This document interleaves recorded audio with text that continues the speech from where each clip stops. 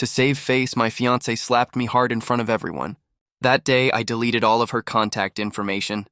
Everyone stood there in disbelief, unable to comprehend what had just happened. I had known Lena Morrison for as long as I could remember. From the time I was 6 until I was 24, I followed her like a shadow, 18 long years of my life. On the day I was about to leave the country, she stopped me. Her voice carried confusion, something I'd never heard from her before. "Why?" she asked. "Just because I hit you?" I looked her dead in the eye and said word for word, "Yes, just because you hit me." When the slap landed, my world went silent. The sharp gust of wind from Lena's palm knocked me sideways, and a dull thud reverberated through my skull. My head snapped to the side. The taste of blood filled my mouth, and my eardrums buzzed as if 1,000 bees were fluttering inside my head. I staggered, using the office desk for support, my fingertips trembling. My left cheek went numb at first, then burned with a searing pain as if a hot iron had branded it. When I looked up, Lena's hand was still suspended in midair, her knuckles white. My childhood sweetheart, my fiancée, was defending her male secretary by slapping me in public. Lena realized what she had done. Her expression froze for a moment, but it was quickly replaced by anger and impatience. "Ethan Price, can you stop making a scene?" she said sharply. Someone in the office let out a low snicker. Most of the others remained silent, watching the drama unfold. Blake Sterling, with his chestnut brown hair shimmering like honey under the lights, leaned against Lena's side, a smirk playing on his lips. "Lena, don't be so fierce," he said. "Look, you've scared him. Your little big brother is about to cry." At those words, Lena's jaw tightened, and the anger in her eyes remained. "Ethan Price!" she snapped. "This is the company, not your home. Why are you making such a big deal out of nothing? A grown man crying. I can't stand you anymore." Her voice was icy, and waves of muffled laughter echoed through the office. I touched the corner of my mouth, feeling something wet. I couldn't tell if it was blood or tears. For 18 years, I had seen Lena lose her temper, but I never imagined she could hit me like that. The mix of shame, grievance, and resentment washed over me. I dug my nails deep into my palms. Lena wanted to say more, but I didn't want to hear it anymore. As I grabbed my phone and rushed out of the glass door, I could hear whispers behind me. My God, if I were him, I'd be too ashamed to ever show my face here again. I didn't know where to go, but I sure as hell didn't want to be at work. I didn't want to face the crowd in the office. The truth was, Lena had always been impatient with me, but this was the first time she'd ever hit me. Not only that, but it was the first time in my entire life that I had ever been slapped. When I moved into my new home at age 6, Lena had been sitting in the hallway playing with a Barbie doll. The sunlight slanted in through the window at the end of the corridor, stretching her shadow long, so long it just touched the tips of my toes. We lived next door to each other. Our two families shared a small garden. My mom always said Lena and I were like two little saplings, growing up side by side, destined to walk through life together. But hers grew with more vitality from the start. So I spent 18 years following her, always trailing behind. But we did have our innocent, carefree times. The winter of 2nd grade was especially cold. Nina Chen, who sat behind me in class, kept poking me with a pencil. When I turned around, she kissed me. The whole class erupted in harsh laughter. I cried, and the teacher tried to smooth things over, saying, "It's because you're so good-looking that girls want to kiss you. She just wants to play with you, so stop crying." Those words were more nauseating than the kiss. I cried all the way home from school that day. When Uncle Morrison found out, he called for his daughter, who was doing her homework at the time. "Lena," he said, "go check on your brother Ethan Price tomorrow." The next day, during morning exercises, I'll never forget the scene of Lena bursting into our classroom, kicking open the back door. She pounced on Nina Chen like a little leopard, her fist slamming onto the desk with a dull thud. "Listen up," she said, grabbing Nina's pigtails, her voice still carrying the lilt of a child.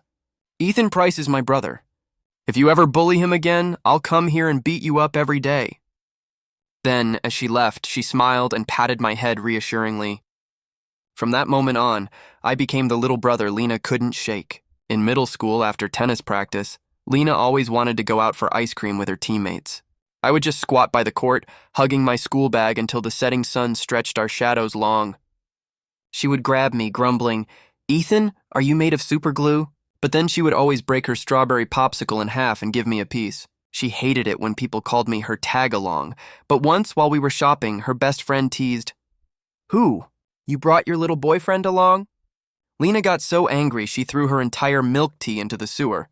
The next day, when I was home with a fever, she skipped class and climbed the wall to my house. She threw little paper notes through my window covered with crookedly written jokes.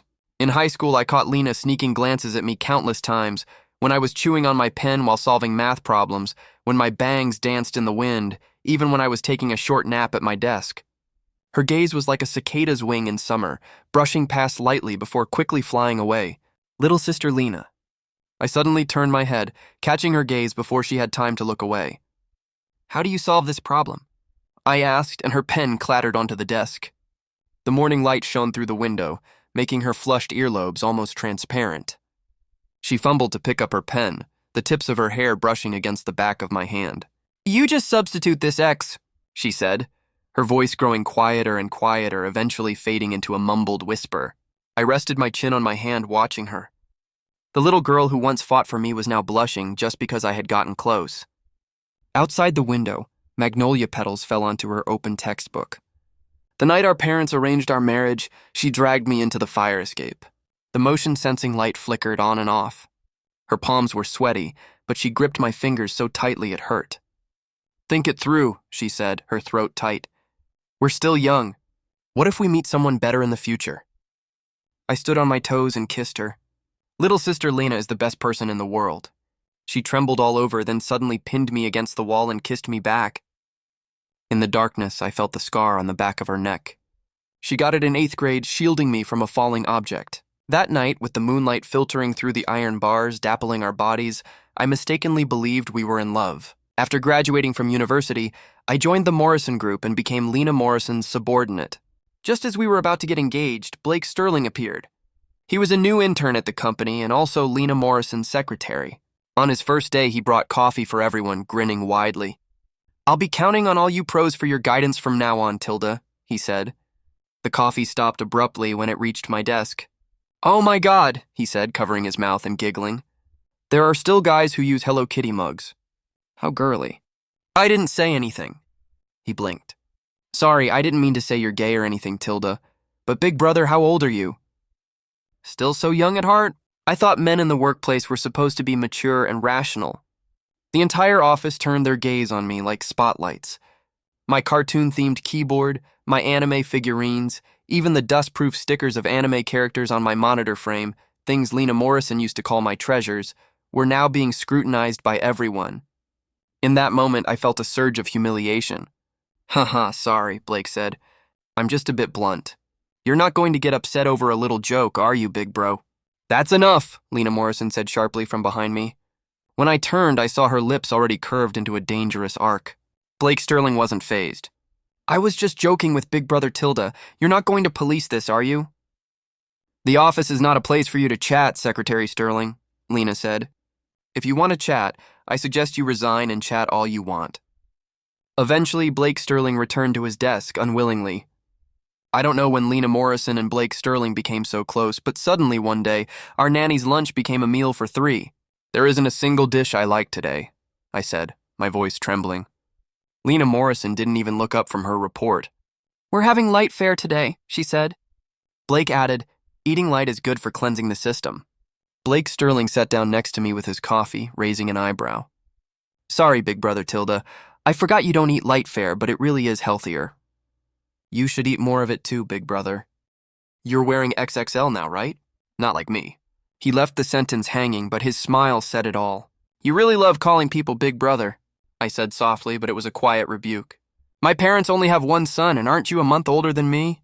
The office felt like it stopped breathing. Blake Sterling's face froze. His eyes, enhanced by contact lenses, twitched involuntarily. Lena Morrison set her file down, but she frowned at me. "Ethan Price, that's too far." The girl who once fought when someone called me delicate was now scolding me for being too harsh with another man. I shrugged, unfazed. "I'm going too far? Or maybe I'm interrupting you?" I sneered and turned to walk away. Lena Morrison instinctively wrapped her arms around me, just like back in 8th grade when I was cornered by some thugs in an alley. But this time, her embrace carried the scent of a strange men's cologne, and her voice, which once comforted me, now held impatience. All right. I'll have the nanny make Chinese food tomorrow. Don't be angry, okay?"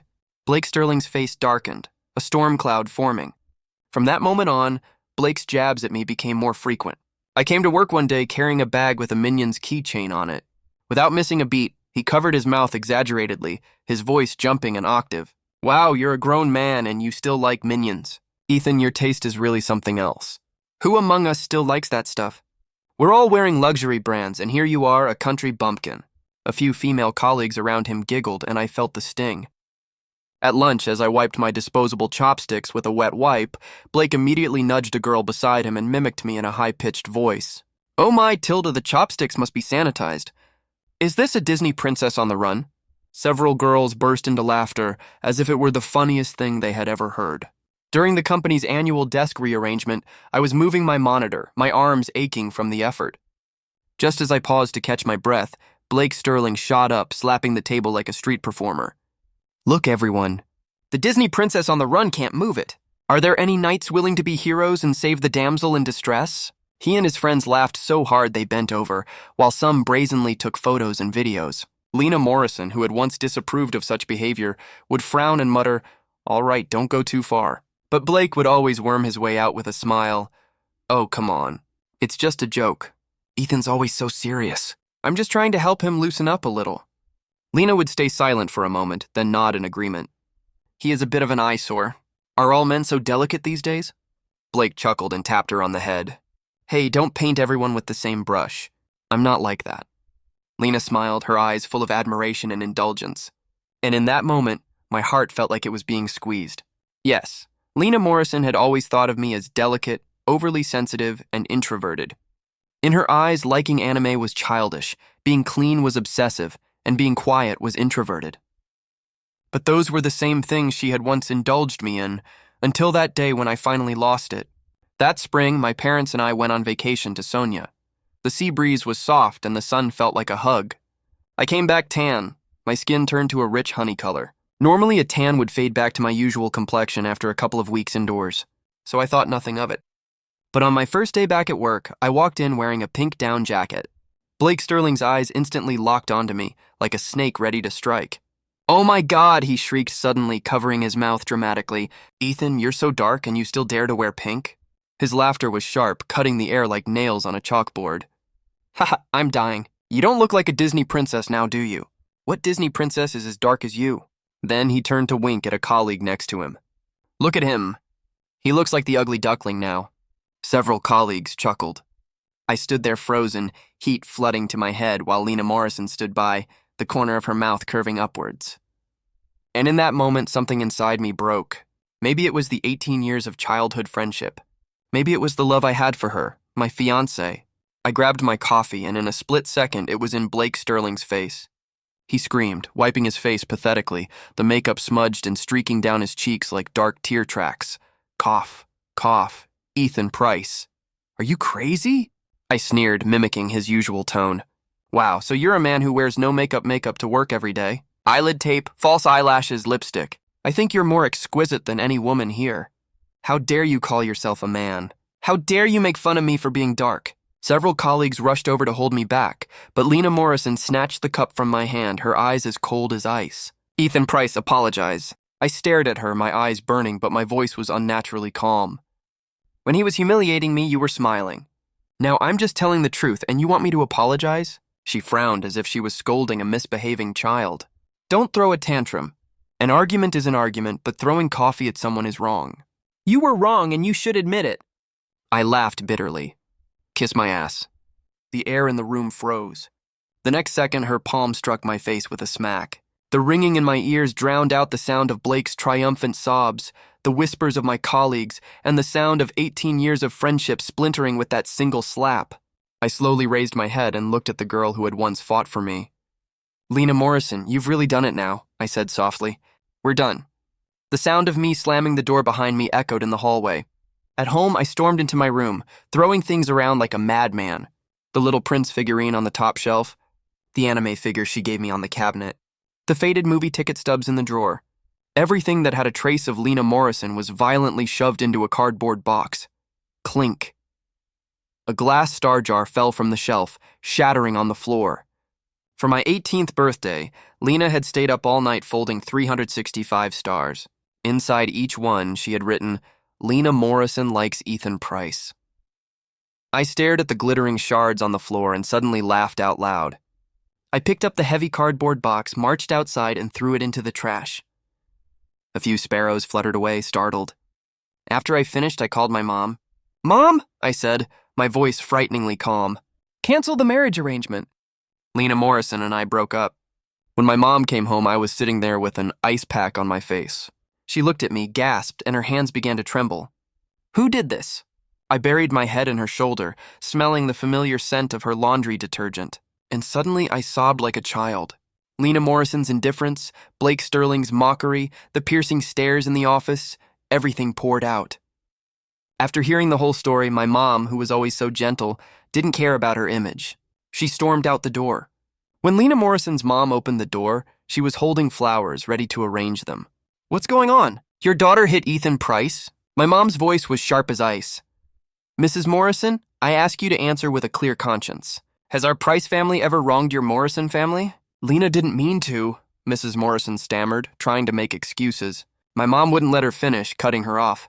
"There's no need to say any more. The marriage between our families is off." That night, my mom and I sat by the bay window, looking at the stars. The familiar scent of jasmine from her reminded me of the times I had a fever as a child, and she stayed up all night watching over me. "Mom," I whispered, burying my face in her warmth.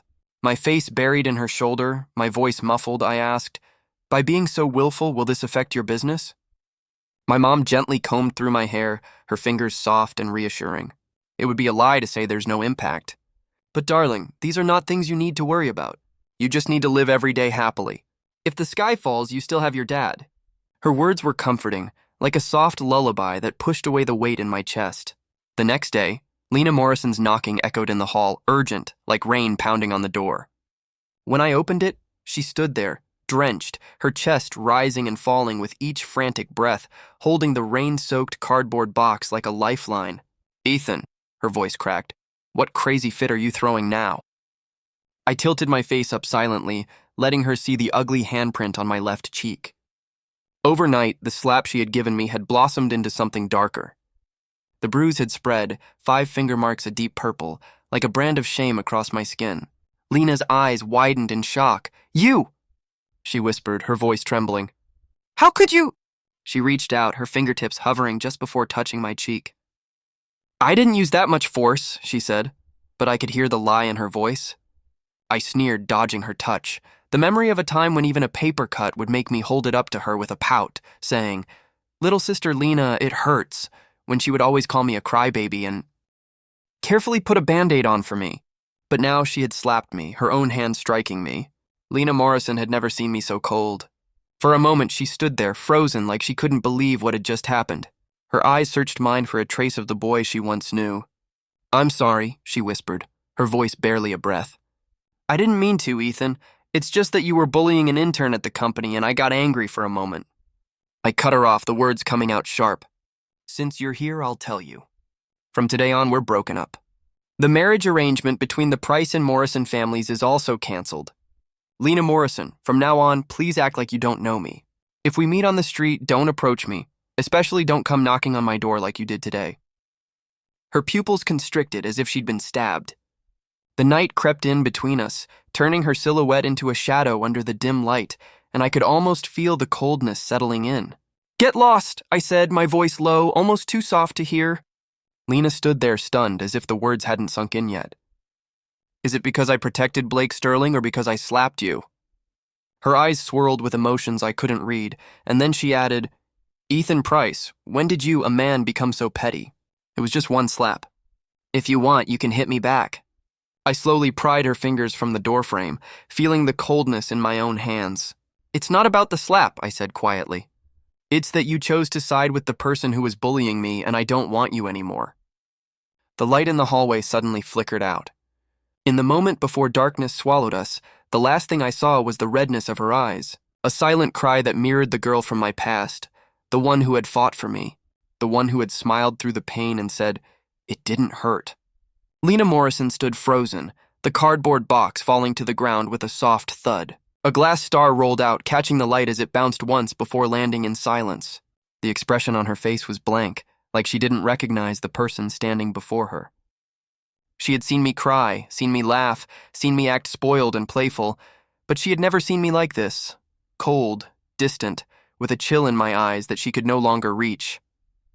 "I didn't mean to," she said again, her voice raspy, desperate. "Ethan Price, I just lost my head in the heat of the moment."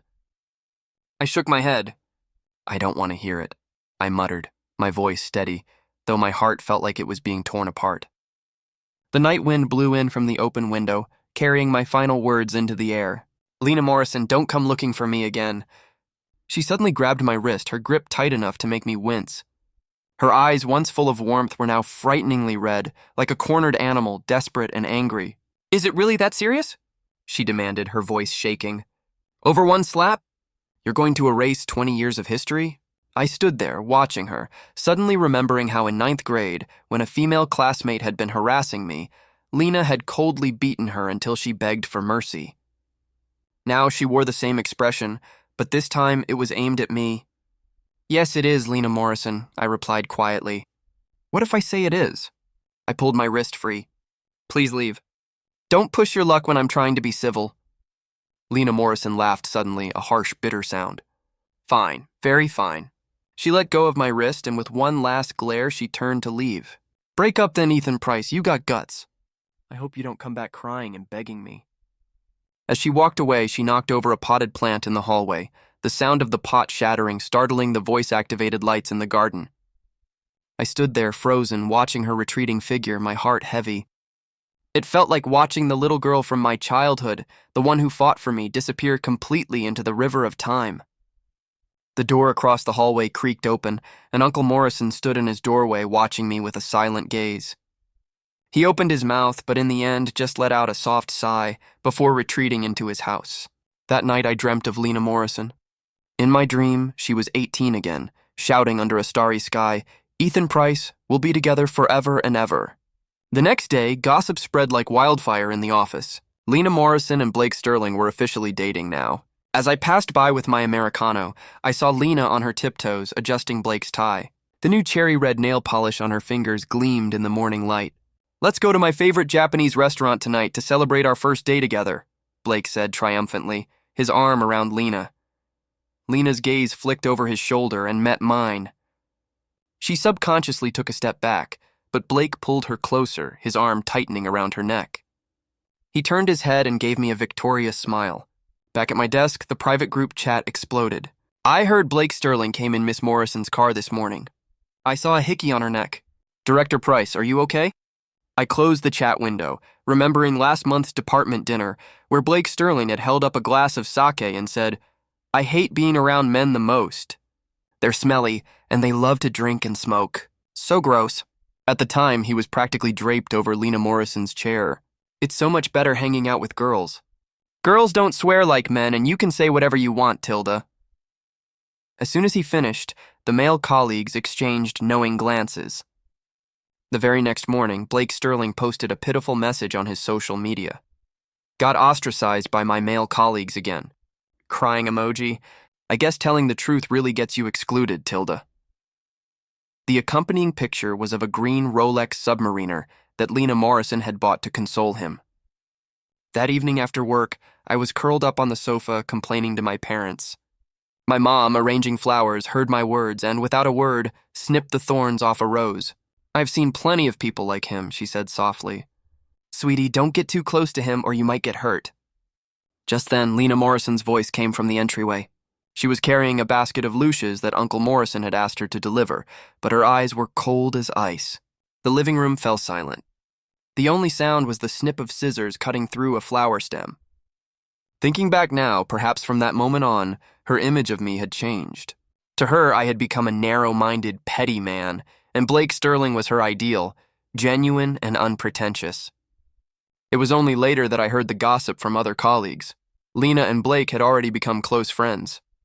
Blake, with his expertise in PowerPoint presentations, had won her over.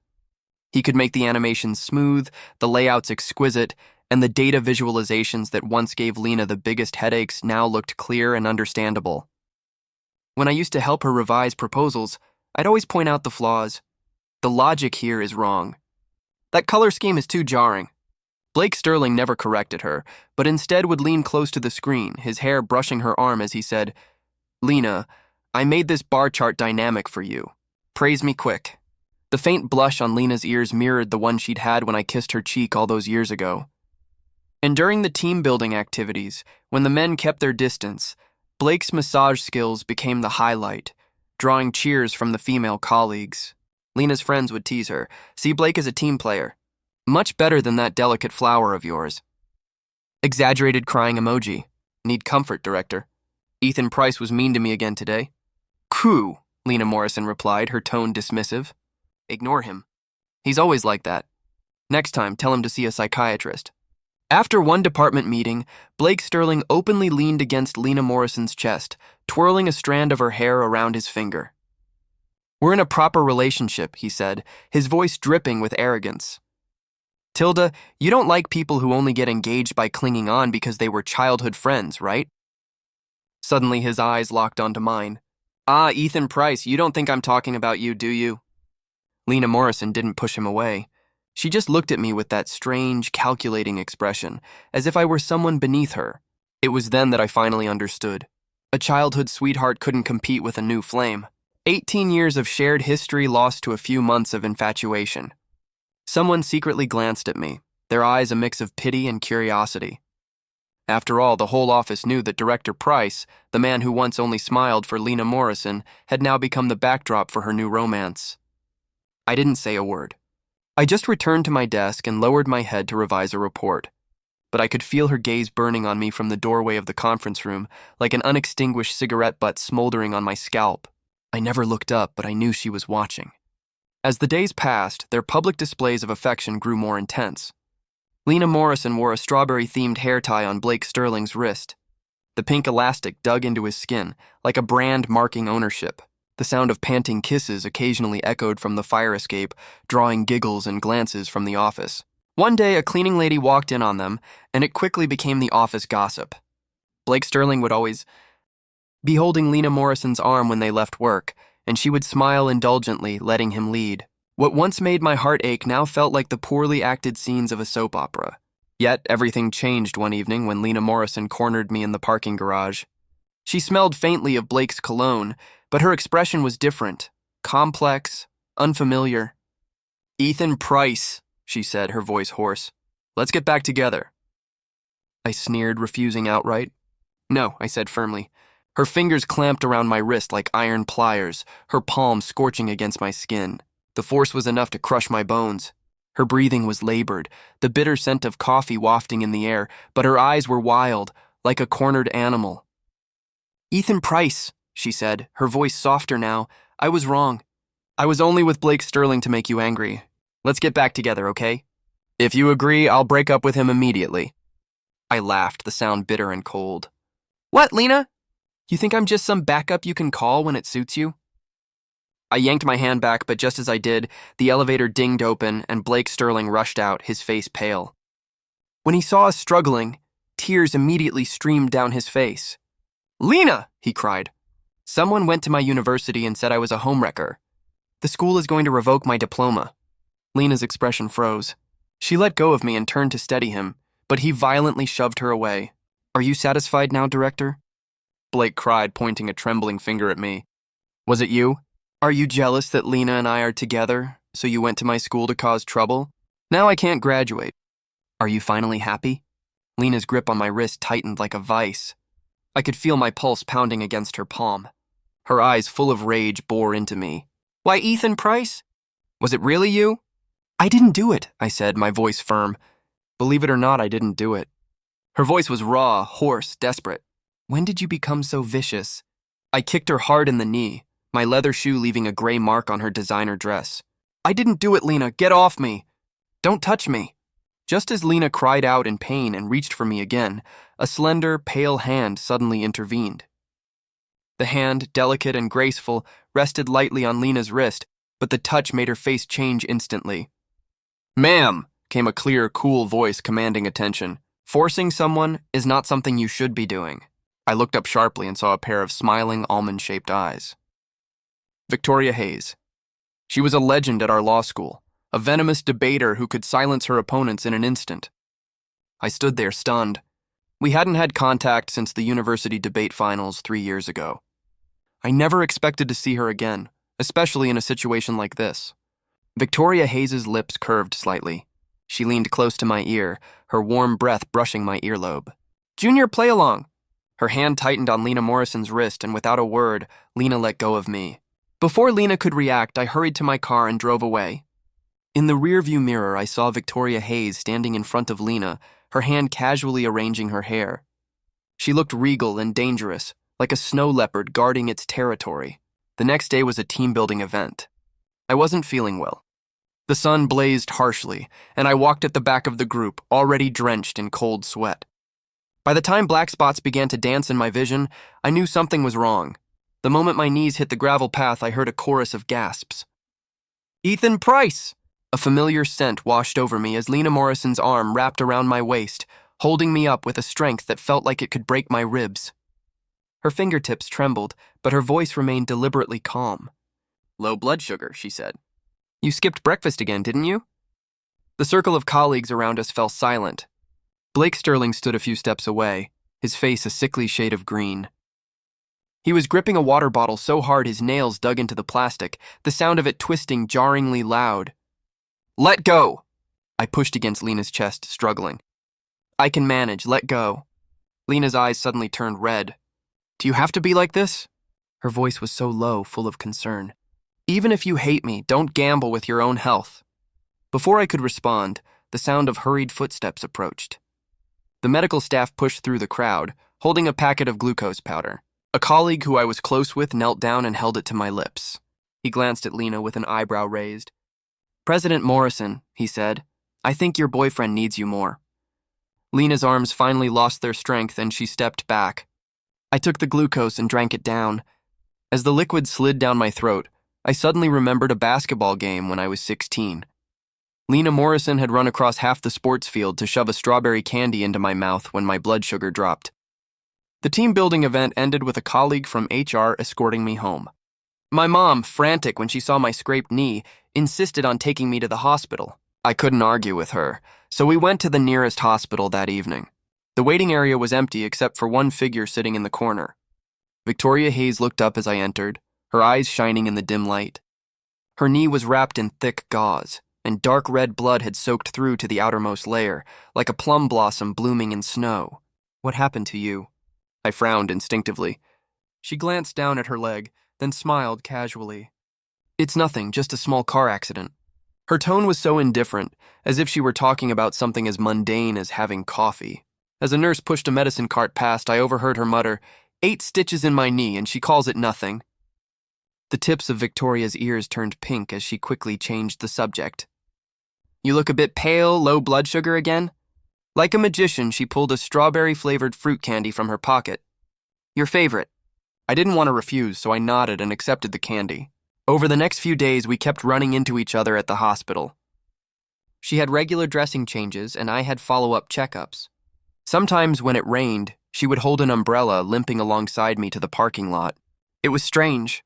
This person, who had once cornered her opponents in debates, now seemed unbelievably gentle, a side of her I had never seen before.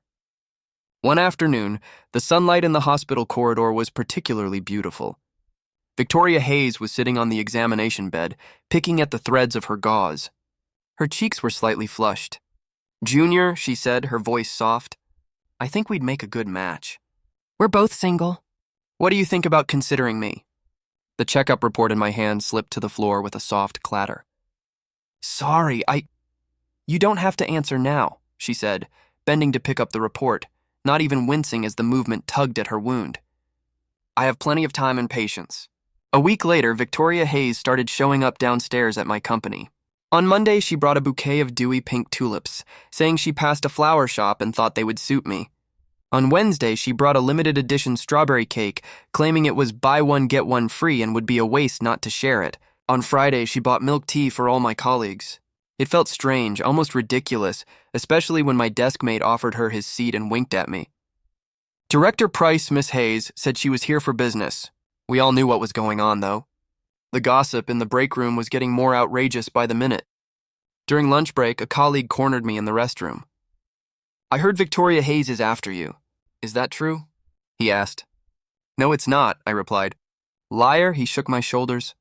She brought you roses yesterday. Everyone saw it. He was right. The roses were right there on my desk. Victoria Hayes was bending over, tidying up my things, unaware of the rumors swirling around. The gossip in the break room was growing louder. Then he leaned in close, lowering his voice. Seriously, have you seen Senior Hayes' figure? Isn't it amazing? He said, gesturing with his fingers. I heard she's never been in a relationship. You should just give in, man. I chewed on my straw, my mind suddenly flashing back to a summer afternoon when she confessed her feelings to me. I guess so, I muttered, but I wasn't sure I was ready to say yes. Just then, my desk mate shouted, Ah, Ethan Price, you punk! What's the holdup?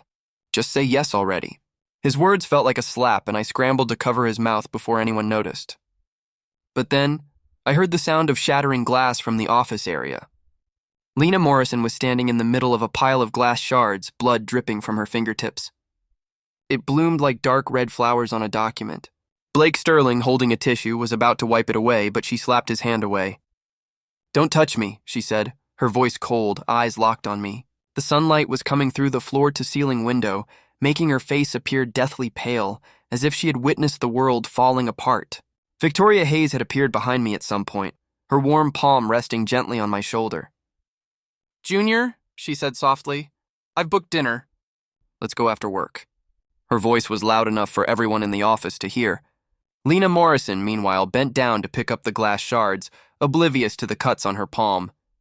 Blood trickled down her watch strap, leaving a winding red line on the beige carpet. The whole office was silent, watching as Lena bled, the red drops tapping out a tiny rhythm on the floor. Finally, she walked up to me, her gaze locked on mine as if she were gambling her last chip. Ethan Price, she said, her voice ragged. I'm hurt. Can you give me a Band-Aid? I subconsciously glanced at my bag. I always kept Band-Aids in there, cartoon-patterned, waterproof, medicated. It had been a habit since middle school because Lena was always getting scraped and bruised. I don't have any, I heard myself say. Lena's pupils contracted sharply and she grabbed my wrist, her blood-stained fingers leaving a glaring red mark on my sleeve. But you always... Before she could finish, Victoria Hayes stepped in, dangling a newly opened medical dressing from her fingers. Use this. I got it for you, she said, her eyes flicking meaningfully to Lena's bloodied palm. I'm afraid it might not be enough. Lena stumbled back, looking at her hand in disbelief. Then she laughed, but it wasn't a laugh. It was worse than crying. Ethan, you're so cruel, she muttered. Blake Sterling rushed forward to grab her. Lena, let me take you to the hospital, he said, but she shook off his hand. She was still standing there, blood dripping, creating a small, glaring puddle on the floor. I remembered a rainy day in 6th grade when Lena had fought off a girl who was harassing me. She'd beaten her up until the girl's nose bled. On the way home, Lena swung her bruised wrist and said, Ethan, you look so ugly when you cry. But she had secretly hidden the bloodstains on her school uniform behind her back. Later, that girl had retaliated by sending thugs after Lena. They'd pushed her out of a 2nd-story window. I found her sitting in a pile of broken glass trying to hide her wounds. Stop crying. It doesn't hurt, she had said, though blood seeped between her fingers. Her sleeve was soaked, and I had run to 3 different pharmacies to buy a whole box of cartoon Band-Aids. The next day, when I forced her to roll up her sleeve, her ears were still bleeding. Ethan Price, do you have no shame? She'd asked.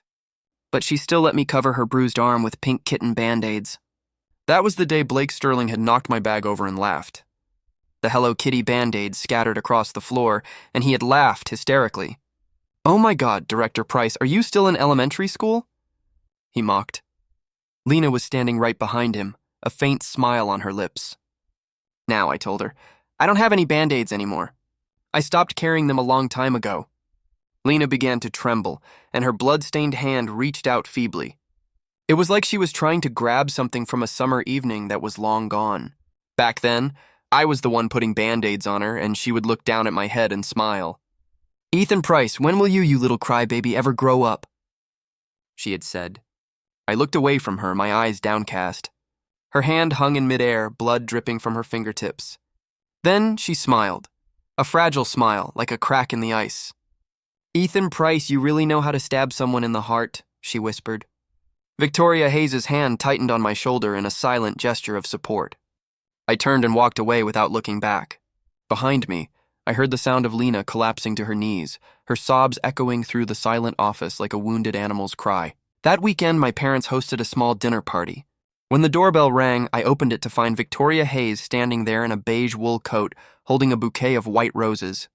A black Mercedes was parked at the curb. "Junior," she smiled, "your mother invited me. I hope I'm not intruding." My mom appeared behind me, beaming. "Victoria, come in, come in." "Don't just stand there," she said, shooting me a meaningful look. "Ethan, why aren't you helping Miss Hayes with her coat?" The dinner went smoothly. Victoria charmed my parents with her eloquence, and my father, who rarely praised anyone, nodded approvingly at her analysis of current legal reforms. My mother kept piling food onto her plate, treating her like a daughter-in-law already. As the evening wound down, Victoria and I stood on the balcony. The night air was crisp and the scent of autumn leaves hung in the air. "Your parents are wonderful," she said softly, her fingers tracing the rim of her wine glass. "They really care about you," I began, but she stopped me with a raised hand. "I know," she said, her voice gentle. "You're not ready." And I know why. She turned to face me, her eyes reflecting the city lights. "But Ethan Price, let me tell you something. That girl who hurt you? She doesn't deserve to haunt you forever." I opened my mouth to protest, but she continued, "I'm not asking for an answer right now. I just want you to know that when you're ready, I'll be here." The following Monday, the office buzzed with news. Blake Sterling had been caught embezzling company funds. He had been skimming money from petty cash and inflating expense reports for months, and the finance department had caught on during a routine audit. The security guards escorted him out, and he screamed, Lena, help me! Tell them it's a mistake." But Lena stood frozen in her office doorway, her face ashen. I later learned that she had authorized the investigation once the discrepancies had been discovered. No matter what feelings she had for Blake, she couldn't let her personal life interfere with her duty to the company. Blake wasn't done, though. As he was being led away, he broke free and lunged at me. "This is all your fault," he spat. "You reported me, didn't you? You jealous, pathetic loser." Security grabbed him before he could reach me, but the damage had been done. The entire office had witnessed his meltdown. As they dragged him away, I caught Lena's eye. She seemed like she wanted to say something, but I turned away. That evening, my phone rang. It was an unknown number. "Hello, Ethan?"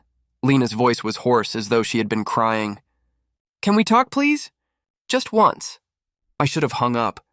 I should have deleted her number and moved on. But something in her voice made me hesitate. "Where?" I finally asked. "The park. Where we used to go. In an hour." The autumn wind was biting when I arrived at the park. Lena was sitting on our old bench, the one where we used to share ice cream after school. She looked thin, fragile, so different from the confident girl I had known. "Thank you for coming," she said quietly as I sat down, leaving a deliberate space between us. For a long moment, neither of us spoke. The wind rustled through the trees, scattering leaves across the path. "I was wrong," she finally said, her voice barely above a whisper. "About everything. About Blake? About you? About us?" I stayed silent, waiting for her to continue. "Do you remember in 9th grade when you asked me why I always fought for you?" She looked up at the sky, her eyes glistening with tears. "I told you it was because you were my brother, my best friend. But that wasn't the whole truth." She turned to face me, tears streaming down her cheeks. "The truth is, Ethan Price, I was terrified. Terrified that if I admitted how much I loved you, how much I needed you, I would lose you. So I kept you at arm's length. Treated you like you were less important than you were, because I thought if I didn't care so much, it wouldn't hurt so badly if you left. So you pushed me away," I said quietly. "You chose Blake Sterling, someone who mocked me, humiliated me, just to prove to yourself that you didn't need me." She nodded, sobbing now. "And I lost you anyway. I lost you because of my own stupidity, my own fear. That slap. Ethan, I replay that moment every single day. It was that you made me feel small. For 18 years, you protected me, defended me, made me feel like I mattered. And then, in a matter of months, you made me feel like everything I was, everything I liked, everything that made me was something to be ashamed of." Lena's voice cracked, barely above a whisper. I know, and I'm so sorry." "Sorry doesn't undo the damage," I replied, my words quieter than I intended. I looked at her one last time. I hope you find someone who makes you happy. Someone who doesn't need to humiliate you to feel powerful. But that person isn't me. Not anymore. I turned away, walking away from her, leaving her crying on the bench.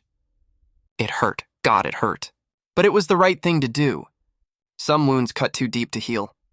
3 months later, I stood at the airport, my suitcase beside me. I had accepted a job offer in Singapore, a fresh start far from the memories that haunted me. Victoria Hayes had driven me to the airport. We stood together at the departure gate, the silence between us awkward and heavy. "So this is it," she said with a sad smile. "You're really leaving?" "I need to," I replied. "I need space to figure out who I am without all this baggage." She nodded, understanding, and then, to my surprise, leaned in and kissed my cheek. "When you're ready, if you're ever ready, you know where to find me." As I walked toward security, I heard a commotion behind me. I turned, and there was Lena Morrison, running through the terminal, her hair a mess, her face desperate. "Ethan!"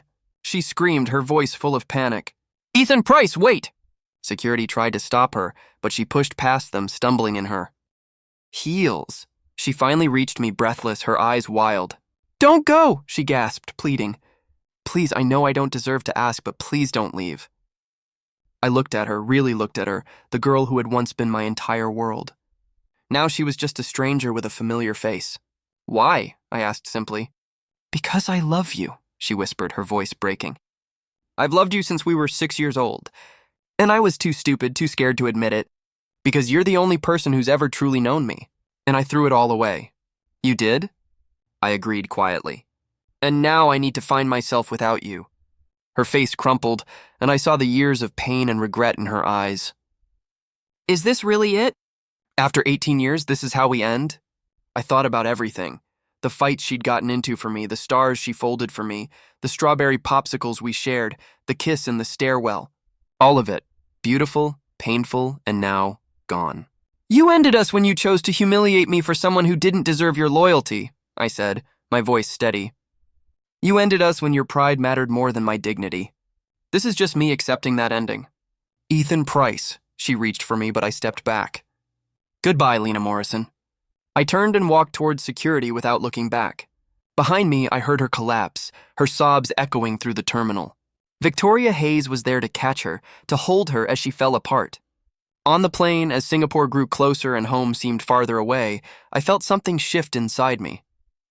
The weight I'd been carrying for months began to lift. I didn't know what the future held, but for the first time in a long time, I was okay with that. Sometimes love isn't enough. Sometimes the person you've known your entire life can become a stranger. And sometimes the bravest thing you can do is walk away from everything you've ever known and start again.